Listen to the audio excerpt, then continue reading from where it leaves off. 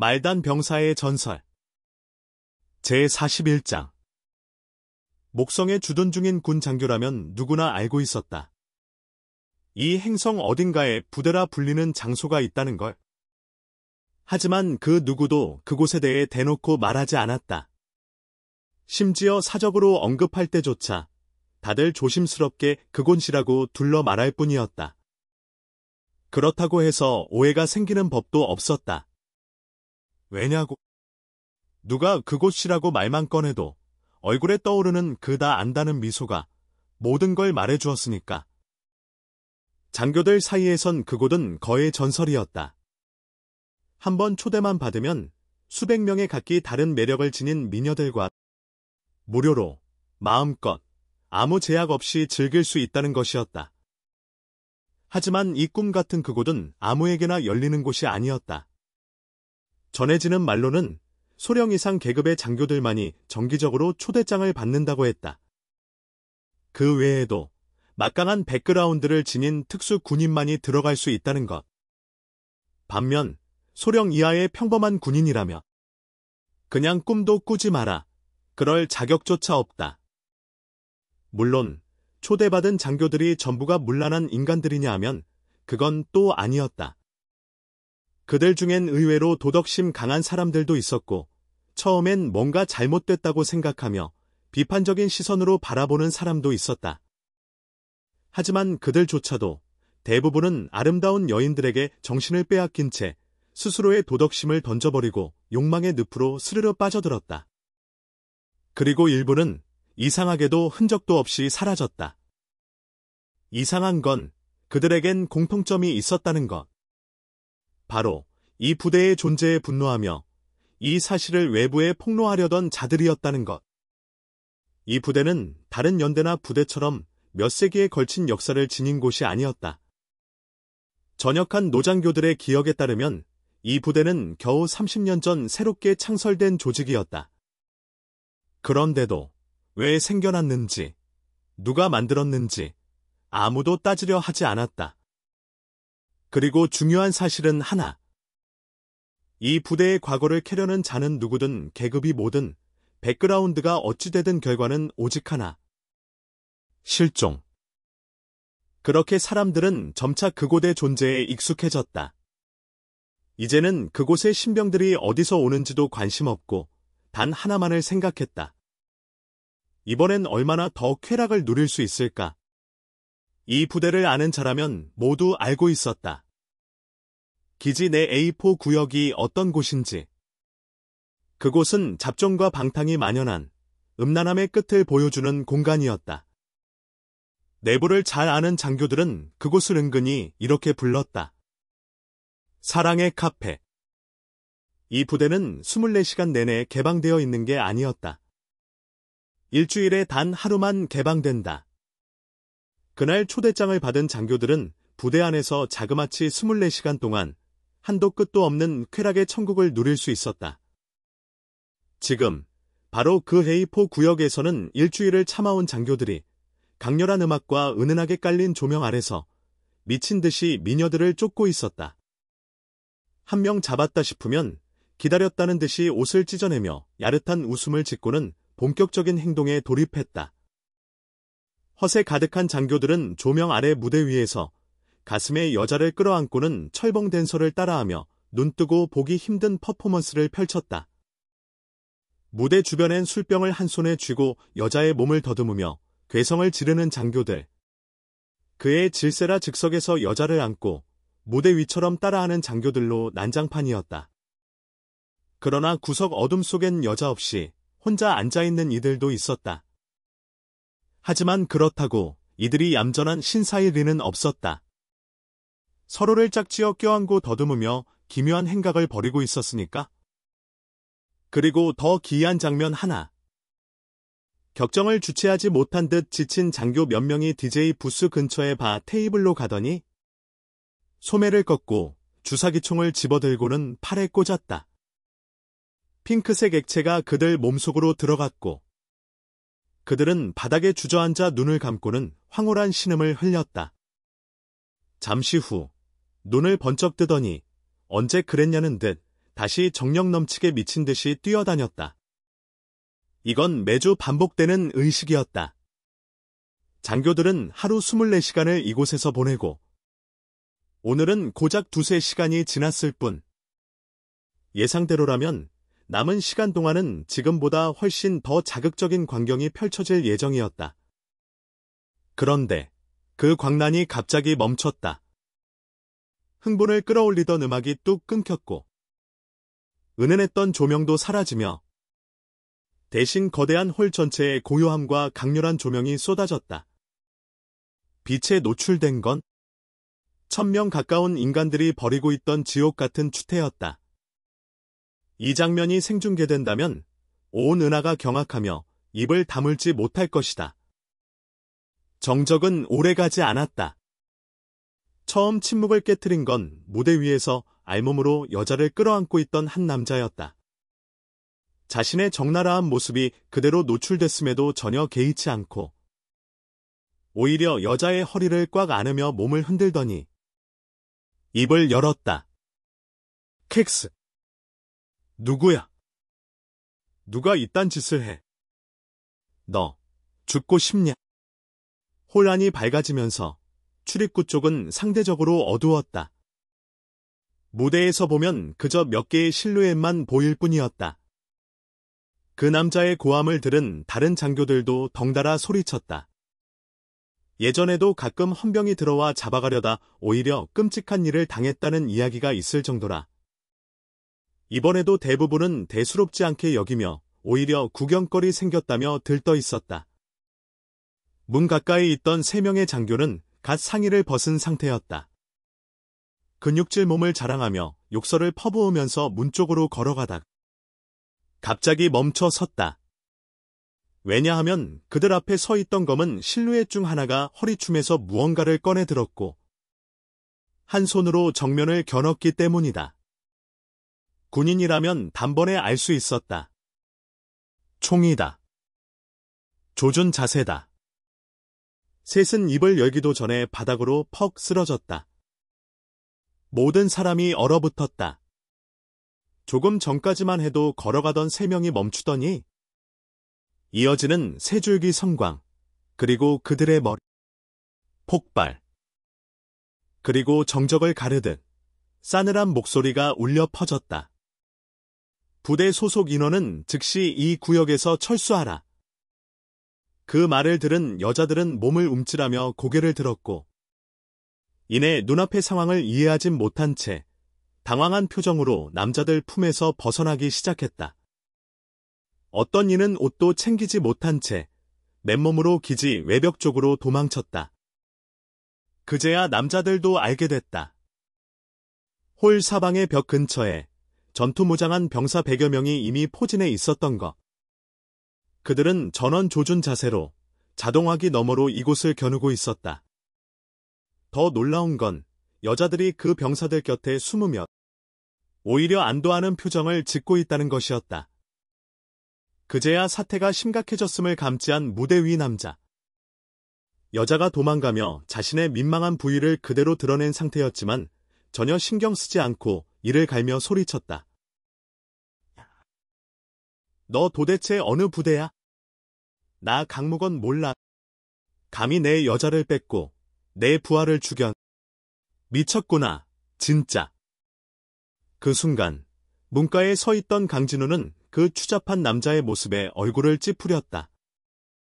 총을 쥔 손이 다시 들려가려는 순간 그 손을 누르는 한 여인이 있었다. 강진우가 돌아보자 밖에서 자신을 가로막았던 유아은 중이었다. 그녀를 본 순간 그의 눈엔 더 깊은 불쾌감이 스쳤다. 유아은은 강진우의 시선에서 노골적인 불쾌함이 묻어나오는 걸 느끼고 자신이 오해받고 있다는 걸 직감했다. 뭔가 해명하고 싶었지만 입에서 나오는 말은 엉뚱한 거였다. 대위님, 저 막으려던 게 아닙니다. 다만 저 사람이 저 남자 목성 방위사령관 고우 대장의 조카입니다. 제발 한 번만 생각을.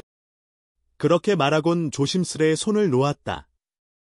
강진우는 유아은의 말에 눈을 가늘게 뜨며 그녀를 다시 살폈다. 그의 시선에 불편함을 느낀 유아은이 몸을 움찔하자 강진우는 슬쩍 웃으며 말했다. 알려줘서 고마워요. 유아은 중이 누님.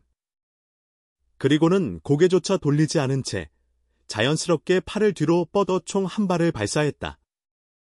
무대 위에 있던 그 남자, 그러니까 고우 대장의 조카라는 자는 아무도 대답해주지 않자 얼굴이 울그락불그락해졌다.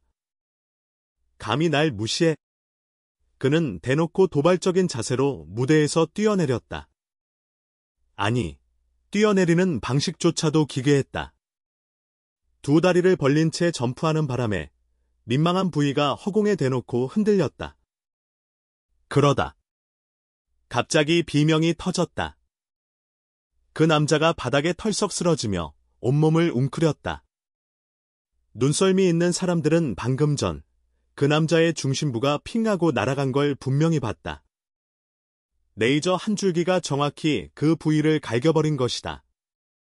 유아은은 그 순간 강진우가 남긴 말이 단순한 빈정거림이 아니었다는 걸 깨달았지만 이미 그가 진짜로 쏴버렸다는 사실에 얼굴이 하얗게 질렸다. 정확한 사격 실력에 놀라고 이 일로 앞으로 부대에 닥칠 후폭풍을 생각하며 온몸이 얼어붙었다. 하지만 강진우는 주변의 놀람이나 비명 따윈 전혀 신경 쓰지 않았다.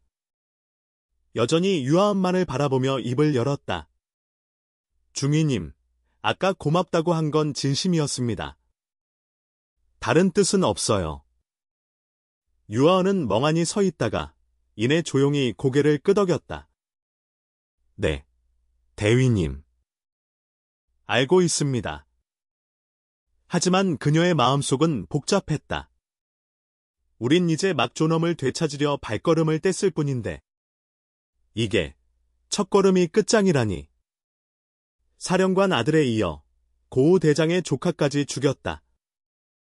목성 사령부에서 가만히 있을 리 없었다. 정말 한순간의 존엄을 위해 다 죽어야 하는 걸까? 유아은은 괴로웠다. 사실 그녀가 가장 바란 건 자존심이 아니라 생존이었다.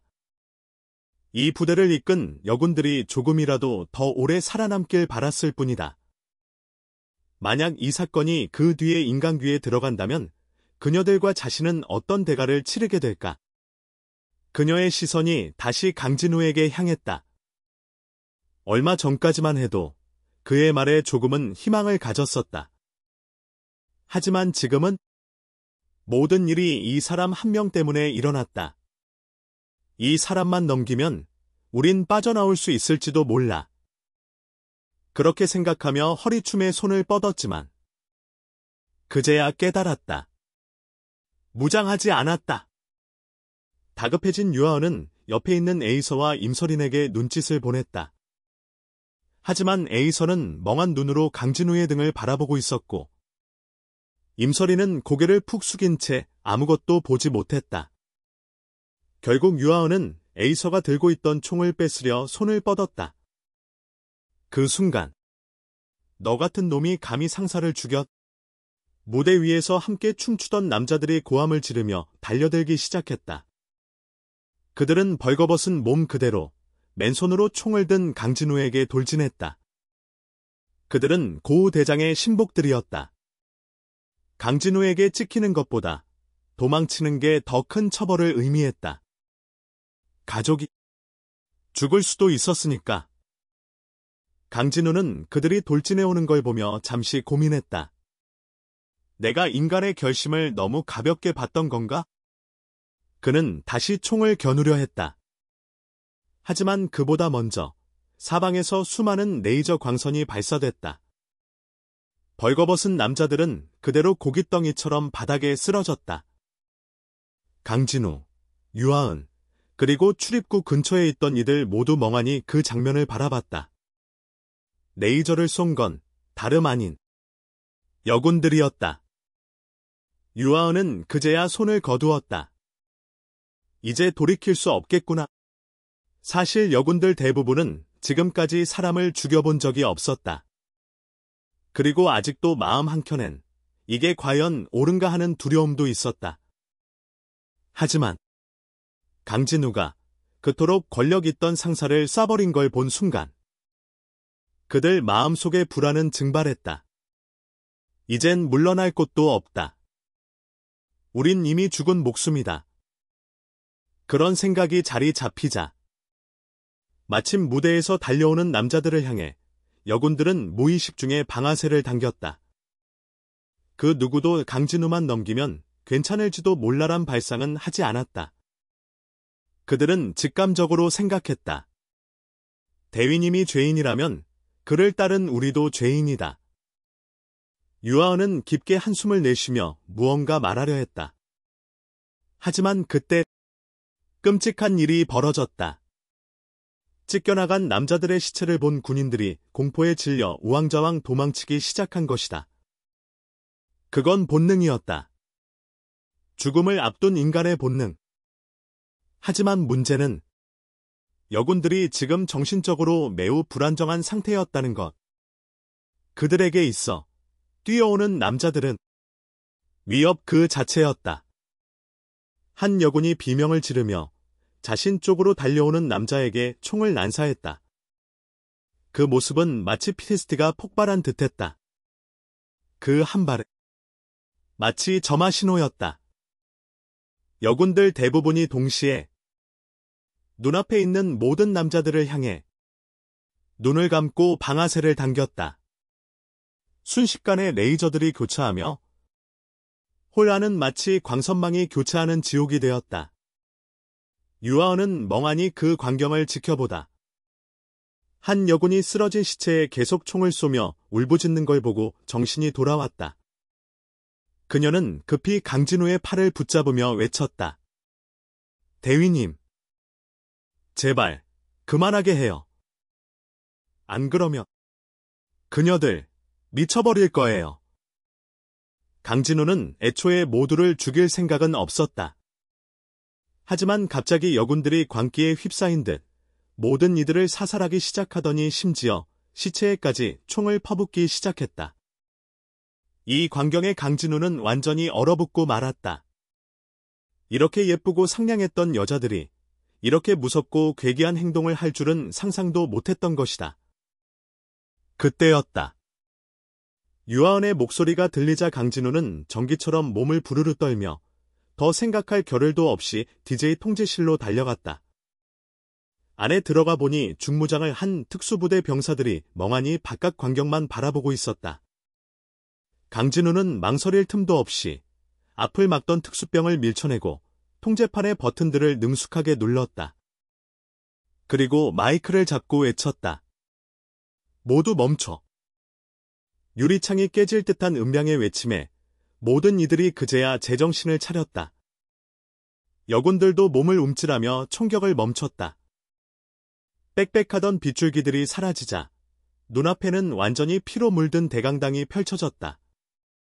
망가진 의자들과 살점이 흩어진 시체들이 바닥을 덮고 있었다. 그 모습을 본 여군들은 총을 내던지고는 무릎을 꿇은 채 토하기 시작했다. 이어서 흐느끼는 소리가 여기저기서 들리더니 곧 강당 전체를 가득 채우기 시작했다.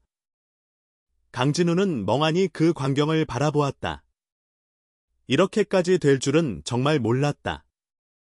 고통스러워하는 여군들의 얼굴을 보며 그는 자신의 결정이 옳았는지 의문을 품기 시작했다. 그 순간 냉정한 목소리가 그를 깨웠다. 지금 위로해 주셔야 합니다. 대위님. 이렇게 두면 그녀들은 다시는 무기를 들 수 없게 될 겁니다. 감정이라고는 전혀 담기지 않은 냉랭한 말투였지만 그 말은 강진우를 단숨에 현실로 끌어냈다. 여군들이 처음으로 사람을 죽이고 겪는 정신적 후유증. 그것이었다. 강진우는 뒤를 돌아 목소리의 주인을 보았다. 그곳에는 한 번도 본 적 없는 군 계급도 없는 금발 여군이 서 있었다. 외모는 너무 평범해서 한 번 본 후행 기억도 남지 않을 정도였다. 강진우는 그녀의 존재를 이제야 인식했다. 따질 틈도 없이 고개를 끄덕인 후 정신을 차린 특수병들에게 외쳤다. 통제 계속해. 난 무대로 간다. 그리고는 DJ용 무선 헤드셋을 집어들어 머리에 걸고 무대로 뛰쳐나갔다.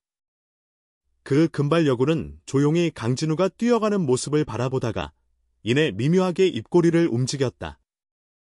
그리고는 알 수 없는 빛이 깃든 눈으로 주위를 둘러보더니 아무도 자신을 주목하지 않는 걸 확인하고는 몰래 가까운 바 테이블로 향했다. 그곳엔 분홍색 액체가 담긴 주사총이 놓여 있었다. 한편 강진우는 무대에 뛰어오르며 아래를 향해 고함쳤다. 전원! 정지자세! 여군들은 신분상 군의관 부대 출신이었지만 유아원의 지도 아래 매주 한 번의 손님 접대를 제외하고는 철저한 군사훈련을 받았다. 그래서 명령이 떨어지자 반사적으로 모두 몸을 일으켜 가슴을 펴고 정지자세로 섰다. 상의를 벗은 채 무대 위에 선 강진우는 냉엄한 눈빛으로 거의 반쯤 나체인 여군들을 훑어보았다. 그리고 피범벅이 된 시체들을 가리키며 싸늘한 목소리로 말했다. 이걸 보고 죄책감이 들고 후회가 되냐? 여군들은 아무 말도 하지 못한 채 모두 땅에 널린 시체를 바라봤다. 이내 긴장이 무너진 듯 눈을 감고 흐느끼는 이, 고개를 숙이고 울기 시작하는 이, 다시 구토하는 이들이 생겨났다. 그 광경에 강진우의 눈썹이 살짝 떨렸지만 그는 이를 악물었다. 지금 충격에서 깨어내지 않으면 이들은 끝장일 수 있었다. 똑바로 서? 왜 우냐? 저것들이 너희한테 무슨 존재라고 눈물을 흘려. 그가 크게 외치자 여군들의 움직임이 멈췄다. 모두 강진우를 바라보았다. 특히 강진우와 가까운 몇몇은 변명하려다 강진우의 매서운 눈빛에 입을 닫았다. 강진우는 시체들을 손가락으로 가리키며 또 외쳤다. 저건 전부 너희를 사람으로도 안 보던 쓰레기들이다. 그런 놈들 죽였다고 우리가 죄책감을 느껴야 해. 그런 놈들 살아있는 게 오히려 죄다. 기억해라. 너희 과거를. 다시 그 지옥 같은 날들로 돌아가고 싶어. 싫습니다. 조용했던 군중 속에서 한맑은 목소리가 터져나왔다. 강진우는 그 소리가 익숙해서 생각해 보더니 복도에서 자신이 구해낸 여군이라는 걸 떠올렸다. 그 목소리를 기점으로 여군들의 생각이 바뀌기 시작했다. 맞다. 왜 우리가 이런 놈들 때문에 괴로워해야 하지? 왜 죄책감을 가져야 하지? 다시는 짓밟히며 살고 싶지 않아. 눈동자들이 갑자기 생기를 되찾았고 여군들은 하나같이 외쳤다. 싫습니다. 강진우는 안도의 숨을 내쉬며 미소를 지었다. 좋아. 이제 너희는 더 이상 짓밟히는 군의관 부대원이 아니다. 군의관 부대란 단어는 우리가 녹여버릴 용광로 속으로 던져버릴 거다. 앞으로 누가 그 단어를 입에 올리면 무기를 들고 조준해. 명령대로입니다. 대위님.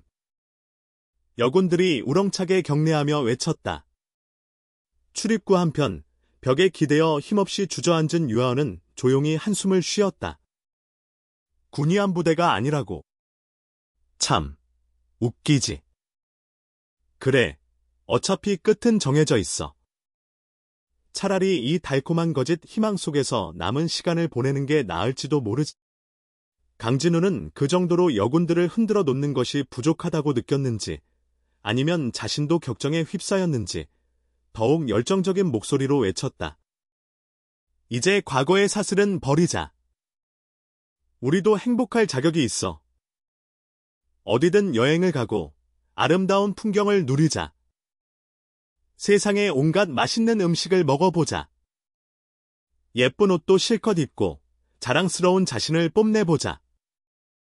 그리고 사랑하는 사람을 만나 그 사람과 함께 로맨틱한 삶을 살아보자. 이제 아무도 너희를 무시하지 못해. 모두가 너희를 아름다운 공주처럼 바라볼 거야. 내가, 강진우가 너희의 대위로 있는 한, 내가 살아있는 한, 너희가 행복을 원하기만 한다면 절대 불행하게 두지 않을 거야. 그는 자신이 방금 무슨 말을 했는지도 모를 정도로 흥분해 있었다. 그런데 전혀 예상치 못한 정적이 흘렀다. 기대했던 환호 대신 모두가 멍하니 그를 쳐다보았다. 유아은조차 말을 잃은 얼굴로 무대 위를 응시하고 있었다. 강진우의 이마에 땀이 맺혔다. 아, 망했다. 너무 나갔다. 어떡하지? 하지만 그가 몰랐던 것은 그 침묵의 순간 여군들의 마음이 얼마나 격렬하게 요동치고 있었는지였다. 감옥과도 같았던 삶 속에서 꿈꾸는 것조차 사치였던 희망. 그런데 지금 강진우의 말 한마디 한마디가 그녀들의 마음속에서 현실이 될지도 모른다는 감각을 불러일으킨 것이다. 그녀들은 처음으로 느꼈다. 어쩌면 진짜 손에 닿을 수도 있는 걸까? 유아은은 무대 위의 강진우를 바라보며 깊은 감정을 느꼈다. 만약 자신이 그 배우 보스의 실체를 몰랐다면 아마 그녀도 강진우의 말에 가슴이 벅차올랐을 것이다. 그것은 바로 자신이 젊은 시절 꿈꾸던 이상이었으니까. 하지만 그 비밀을 알게 된 순간부터 그 꿈은 이미 버렸다. 아니, 버린 게 아니라 애초에 실현 불가능하다는 걸 알아버렸기에 포기한 거였다. 그런 생각에 유아은은 고개를 숙이고 조용히 한숨을 내쉬었다. 옆에 앉은 에이서를 흘낏 바라보니 그녀는 두 눈을 반짝이며 무대 위의 강진우를 바라보고 있었다. 유아은은 다시 한숨을 쉬었다. 에이서가 강진우에게 마음을 빼앗긴 것이 분명했다. 시선을 돌려 임설인을 바라봤을 때 유아은은 눈을 크게 떴다. 임설인의 시선은 강진우를 향한 게 아니었다. 그녀는 무대 아래의 여군들을 바라보고 있었고 그 눈동자에는 말로 형언할 수 없는 깊은 슬픔이 담겨 있었다. 왜 저런 눈빛을? 유아은의 가슴이 쿵 하고 울렸다. 임설인의 그 표정은 마치 기쁨에 가득 차 무언가를 꿈꾸는 사람을 바라보면서 그 사람이 곧 파멸을 향해 걸어가는 걸 알면서도 말릴 수 없는 그런 눈빛이었다. 설마 임설인도 그 배우 보스에 대해 알고 있는 건가? 유아은은 마음속으로 결심했다. 앞으로 반드시 임설인을 주의 깊게 살펴야겠다고. 한편 강진우는 자신이 너무 떠든 건 아닌가 싶어 뒤통수를 극적이며 머쓱하게 말했다. 특수부대 제외, 전원 해산. 즉시 각자 방으로 돌아가 대기하라. 그제야 현실로 돌아온 여군들은 반짝이는 눈빛으로 격려하며 대위님을 외쳤다. 군복을 입은 여군들은 땅에 버렸던 무기를 다시 줍고 자리를 떴으며 알몸에 가까운 여군들은 경례만 하고는 마치 도망치듯 강당을 빠져나갔다. 그리고 아무도 눈치채지 못한 사이 계급장 하나 없는 금발 여군도 슬그머니 군중에 섞여 빠져나갔다. 그녀는 떠나기 직전 의미심장한 눈빛으로 무대 위의 강진우를 바라봤다. 잠시 후 강당에는 강진우와 20여 명의 거대한 체격의 특수병들만이 남았다. 그중 한 명이 다가와 경례하며 물었다. 대위님, 지시하실 일이 있으십니까? 그 목소리의 주인공은 바로 제수연이었다. 여군들이 모두 빠져나가자 안도의 숨을 내쉰 강진우는 강당 바닥에 널린 것들을 힐끗 보고는 말했다. 이 쓰레기들 전부 태워버릴 방법 없어. 제수연은 고개를 끄덕이며 말했다. 있습니다. 저희는 화염방사기 기능이 있습니다. 그녀는 그렇게 말하며 팔에 장착된 버튼을 눌렀고 금속 장갑에서 불쑥 불꽃을 뿜는 노즐이 튀어나왔다. 다른 특수병들도 그 소리를 듣고는 동시에 같은 동작을 따라했다. 강진우는 눈을 휘둥그레 뜨며 놀라 외쳤다. 헐, 너희 장비에 이런 무기도 있었어. 대박인데. 이거 어떻게 손에 넣은 거야?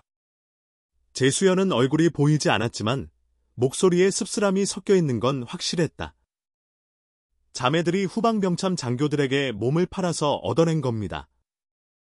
그 병참 장교들은 우리가 어떤 부대인지도 모르고 흔쾌히 각종 무기들을 넘겨줬죠. 그런데 그렇게 무장을 해도 아무도 수거하러 오지 않았어. 강진우는 이해하고 있었다. 이런 부대는 절대 무기를 소지할 수 없는 위치라는 걸, 누가 스스로를 억압하던 대상에게 무기를 넘기겠는가. 그때 유아은이 담담하게 말했다. 무기를 가졌다고 뭐가 달라지나요? 그 시절엔 총을 들고 있어도 누가 우리를 능욕하면 아무 말도 못했어요. 아니었죠. 우리가 약하고 해를 끼치지 못할 존재니까, 그래서 오히려 무기를 줄 수 있었던 거예요. 강진우는 더 이상 아무 말도 하지 않았다. 그는 조용히 무대 위에 선 채 자신을 에워싼 특수병들에게 고개를 숙여 말했다. 이런 쓰레기를 처리하게 해서 미안하다. 수고했어. 잠시 정적이 흘렀고 특수병들은 모두 고개를 절레절레 흔들었다. 그리고 제수연만이 말했다. 그런 말씀 마세요, 대위님. 저희는 특수부대입니다. 이런 일은 우리가 처리하는 게 맞습니다. 다만 시체를 태울 때 아주 심한 악취가 발생합니다. 저희는 장비로 냄새를 차단할 수 있지만 대위님은 장비가 없으시니 나가 계시는 게 좋겠습니다. 그녀는 말을 마친 뒤 자신이 방금 너무 부드러운 어조로 말했다는 사실을 깨닫고 당황했다. 얼굴이 화끈 달아오르며 고개를 푹 숙였다. 물론 그녀는 잊고 있었다. 자기 얼굴은 헬멧에 가려 아무도 못 본다는 걸. 강진우는 시체를 태우는 냄새가 얼마나 끔찍한지 굳이 경험하지 않아도 알 수 있었다. 그는 조용히 고개를 끄덕이고 무대 아래로 내려가 대문을 향해 걸어갔다. 특수병들은 그를 조용히 배웅했다. 강진우는 통제실 옆에 있는 바 테이블을 지나던 중 바닥에 흩어져 있는 몇 개의 액체가 빠진 주사총을 발견하고는 호기심에 하나를 들어 살펴봤다. 하지만 그는 특수병들을 너무 오래 기다리게 하고 싶지 않아 그냥 그것을 들고 문 밖으로 나갔다. 그리고 그가 지나간 바닥 카페트의 한쪽 구석에는 아무도 주목하지 않은 커다란 물자국이 남아 있었다. 강진우가 문을 나서자 제수연은 지시를 내렸다. 문 닫아. 강당 배기 시스템 가동. 소방 시스템 차단. 통제 패널 앞에 있던 특수병이 오케이 사인을 보내자 제수연은 외쳤다. 화염 방사기 준비. 자유사격. 그와 동시에 대문이 천천히 닫혔고 천장 위의 대형 배기팬이 빠르게 돌아가기 시작했다. 강당 곳곳에 위치한 특수병들의 팔에서 일제히 길고 붉은 화염이 뿜어져 나왔다. 펄럭이는 불꽃은 마치 환희에 찬 듯 타오르며 눈앞에 존재하는 모든 죄악을 집어삼키듯 강당을 휘감았다. 시체들은 불길 속에서 찌익하는 소리를 내며 연기를 뿜어냈고 이내 하얀 제로변에 휘날리기 시작했다. 피와 살점으로 더럽혀진 그 공간은 그렇게 불의 정화 속에서 하나하나 사라져갔다. 그리고 그 연기들은 대형 환풍기에 의해 순식간에 밖으로 빨려나가 더 이상 악취도 죄악도 그 자리에 머무를 수 없게 되었다. 그렇게 해서 목성에서 사랑의 카페라 불리며 수많은 장교들의 입에 오르내렸던 이 장소는 불꽃의 바다 속에서 영원히 역사 속으로 사라졌다.